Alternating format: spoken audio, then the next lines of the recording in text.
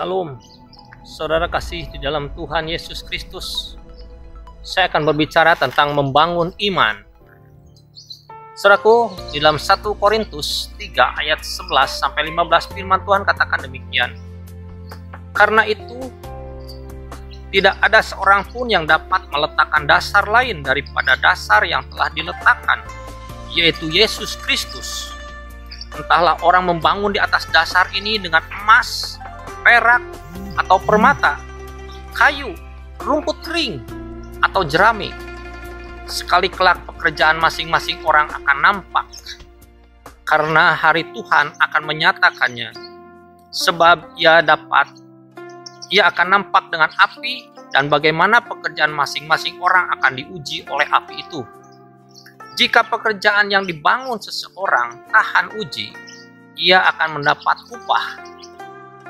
Jika pekerjaan terbakar, ia akan menderita kerugian, tetapi ia sendiri akan diselamatkan, tetapi seperti dalam api. Saudara kasih Tuhan, saya akan berbicara tentang membangun iman. Karena tidak ada seorang pun yang dapat meletakkan dasar lain daripada dasar yang telah diletakkan, yaitu oleh Yesus Kristus. Kita harus bersiap. Bersiaplah sekarang. Ini adalah ujian iman. Ini adalah satu penampian di mana kita hari-hari ini harus berani mendemonstrasikan iman itu sendiri.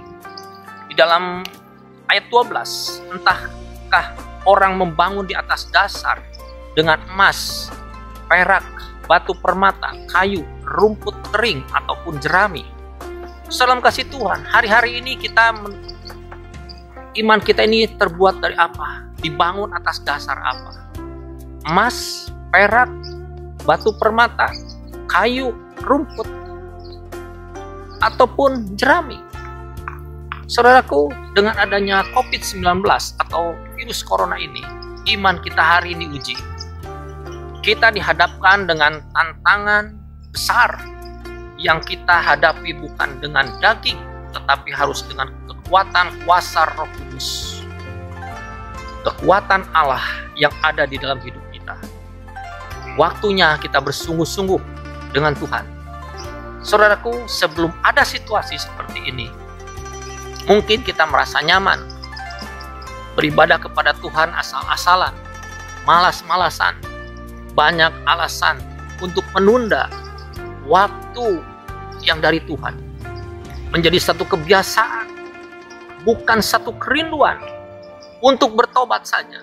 Mungkin berpikir 1000 kali untuk belajar firman, merasa terpaksa dan disiksa seolah-olah dianiaya. Saudara kasih Tuhan, ini waktu dimulai dari sekarang. Pertandingan iman. Disinilah kita baru mengerti bagaimana kita harus belajar sesungguh-sungguh di hadapan Tuhan. Belajar firman Tuhan. Apakah kita akan mengalami COVID-19 dulu? Bagaimana supaya kita lebih sungguh-sungguh kepada Tuhan? Tentu tidak, saudara kasih Tuhan. Kita hari-hari ini harus bertobat. Kita harus melatih otot iman kita dalam keadaan situasi apapun. Apakah kita memiliki iman yang alot, yang kokoh, yang kuat di hadapan Tuhan? Kita tidak mudah dikalahkan. Salam kasih Tuhan, ayat yang ke-13, firman Tuhan katakan, pekerjaan masing-masing orang akan nampak, karena hari Tuhan menyatakannya. Sebab ia akan nampak dengan api, dan bagaimana pekerjaan masing-masing itu akan diuji oleh api itu sendiri. Banyak orang akan menjadi pengejek-pengejek akhir zaman hari-hari ini.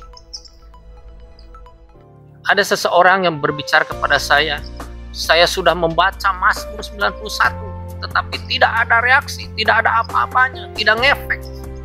Saya katakan, iya, tidak akan ngefek kalau itu dijadikan jimat.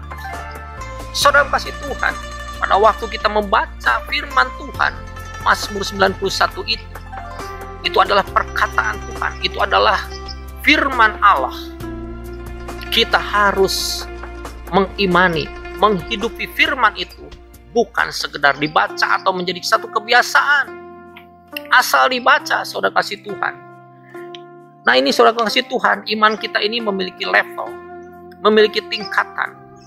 Pada waktu kita membaca Mazmur 91, kita harus membacanya dengan iman. Saudaraku dalam kasih Tuhan, kita lihat di dalam ayat 14. Jika pekerjaan yang dibangun seseorang tahan uji, maka ia mendapat upah. Jika pekerjaanmu terbakar, ia akan menderita kerugian. Tetapi ia sendiri akan diselamatkan, tetapi seperti dalam api. Tuhan hari-hari ini lagi memisahkan domba dan kambing, ilalang dengan gandum.